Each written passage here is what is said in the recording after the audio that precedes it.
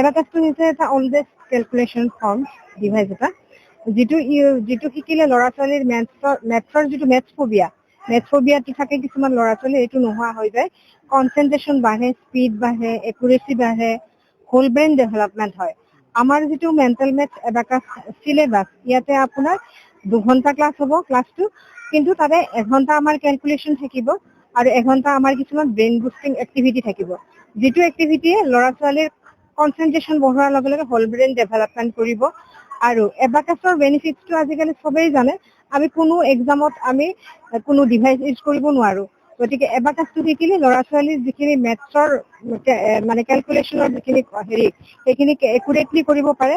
আৰু যিমান ডাঙৰ ডাঙৰ এক্সাম আছে আমাৰ JEE, CEE, NEET, এইবিলাক এক্সাম সিহঁতে ডাঙৰ হৈ পেলাই খুব সুন্দৰভাৱে ক্ৰেক কৰিব পাৰিব যদি এতিয়াৰ পৰা এবাকাছটো শিকি লয় ভালকে।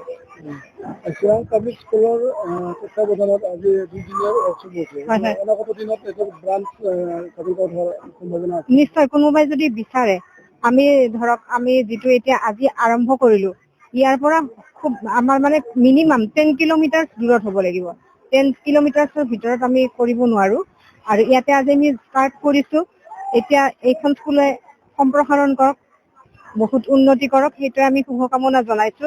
আৰু 2 days ৱৰ্কশ্বপত আজি বহুত সংখ্যক ল'ৰা ছোৱালী আহিছে, আৰু যিবিলাকে আহিব পৰা নাই তেওঁলোককো মই আহ্বান জনাইছো যাতে অহাকালি আমাৰ 2 days ৱৰ্কশ্বপ আছে, ফ্ৰী ৱৰ্কশ্বপ, অহাকালিও যাতে তেওঁলোকে আহি ইয়াতে যোগদান কৰে।